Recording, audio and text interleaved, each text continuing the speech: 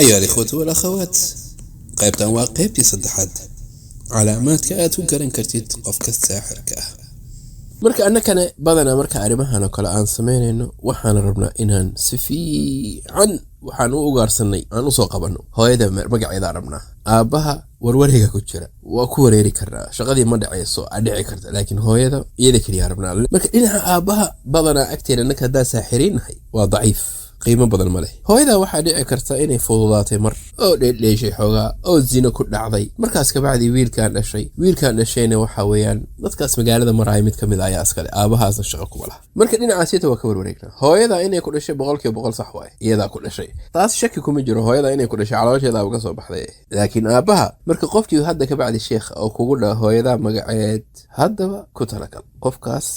weliga waxba ha u sheegin iska jir marka wadaadka ku weydiiyay magaca hooyada ogow saaxir inuu yahay waana saaxir shaqada yaqaana sida loo sameeyo sida sixirka loo sameeyo waa nin ku xeel dheer waaye marka haddaba iska jir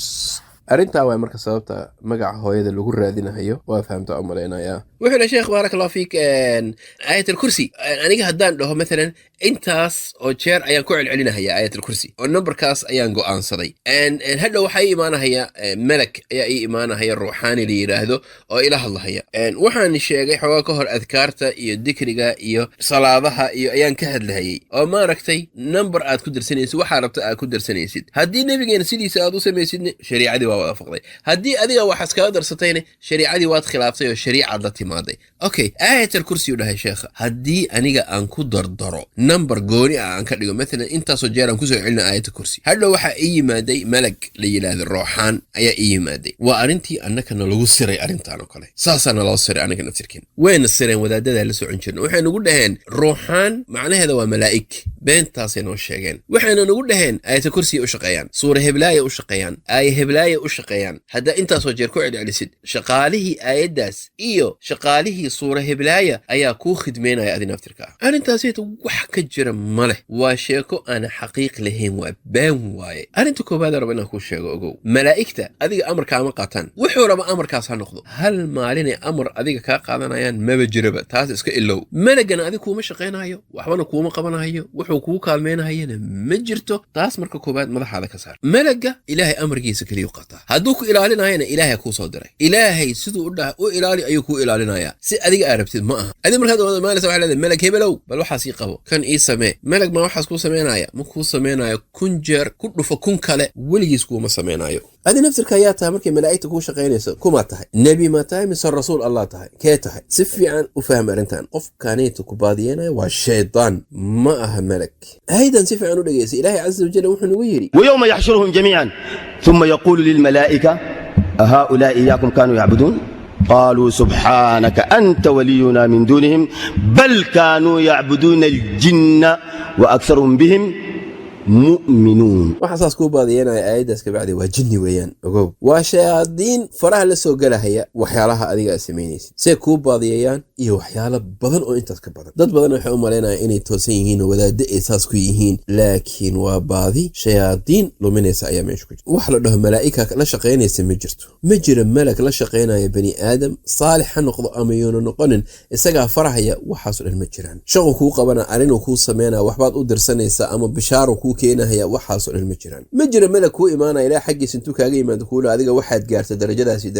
darajadaas waxaas dhan ma jiraan wax jira ma aha arrintaas oo dhan sheedaan waaye oo ku baadiyenaya iska jir saas awgeed dadka waxa uga digeynaa nambarada ee iska sameysanayaan iyaga ay ku darsanayaan cibaadadooda iyo xus gooni ah oo ilaahayna ku dhihin samee nabigeena ku dhihin samee adiga iska sameysanaysid markaas dhibaatadaas dhan faraha la gelaysa dad badan meeshaas way ku baadiyeen sheedaankana waa inta kaliya uu rabo inuu dadka ku baadiyeeyo experience uu leeyahay dhowr kun oo sano weeyaan dadka ayuu rabaa inuu baadiyeeyo oo wadada uga leexiyo khibrad ayuu leeyahay iska jir اللهم علمنا ما ينفعنا وانفعنا بما علمتنا وارزقنا علما ينفعنا وعمل يرفعنا اللهم أستر عوراتنا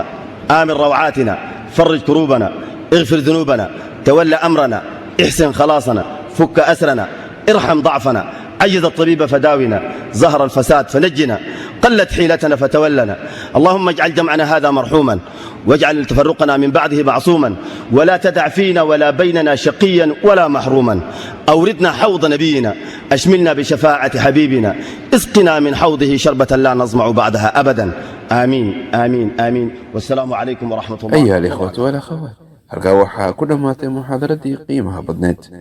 calaamadaha lagu garan karo qofka saaxirka. haddii ay ku caddaato haddaba calaamadaha, ayuha alikhwatu walakhawaat, waxaad ka xarirtaan qof walba aad ku aragtaan calaamadahaas, si kasta wadaada ugu ekaado, sheekh ha lagu sheego, caalim ha lagu sheego, mufti ha lagu sheego. haddii calaamadahaas ku aragtid iskaga fogow. haddii dadka qaarna aad ku tuhumtay saaxir, calaamada adooda ku arkay, calaamadaha adooda aqoonin, haddaba calaamadihii way kuu muuqatay. qof walba aad ku tuhumtay inuu ahaa saaxir oo calaamadahaas ada weligaa ku arkay, calaamadaha saaxirkana aanu qabin, maskiin alla iska ah oo dadka kaalmeeya, aad ku tuhumtay inuu ahaa saaxir, ilaahay u toobadkeen, ilaahay ka cabso caza wajalla, oo waxaa weydiisataa ilaahay subxaanahu watacaala marka hore inuu adigoo kuu dembi dhaafo, marka labaadna qofkaas muslimka ah, rag iyo dumar, aad ku tuhumtay inuu saaxir ahaanay, ilaahay caza wajalla inuu dembi dhaafo, oo waxaad ku tuhumtay xasanaad ugu bedelo. haddii cafis aa weydiisan karti weydiiso, haddii aas leedahayna dhibaato weyna ka imaanaysa cafiska aa weydiisanaysidna waxba male iska dhaaf, laakiin ilaahay mar walba u weydii inuu u dembi dhaafo, u ducee. ninka saaxirka ah shayaadiinu la shaqeeya,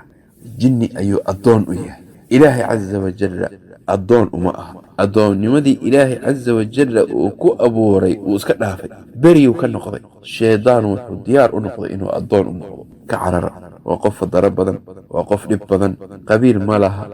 kalar ma laha, luqad ma laha, waa qofkii raba inuu shaydaan u shaqeeya oo baadiyooba keliya wayaan. marka haddaba is ilaaliya, ilaahayna ku xirnaada, tawxiidkana barta, diintiinana barta, ilaahay u noqda subxaanahu watacaala, ilaahay caza wajalla ha loo cararo, isagaa wax daaweeya. magacyadiisana waxaa ka mid a ashaafi'i, suurat alfaatixana isku daaweeya. nabigeena wuxuu u bixiyey ashaafiya, ilaahna caafiyo, culayska han ka qaado, ilaahayna hana soo wada hanuuniyo, حقنا هنقصه. والله تعالى أعلم، وصلى الله وسلم على نبينا محمد. فضلا هذا كفى إذا ستي محاضرتها ولا لها لو ذاك أو أدر هكفى إذا إنسان هنا برتان دين تودا ساحرين تنها كعران. مع تحيات إخوانكم في تسجيلات من حنبل الإسلامية.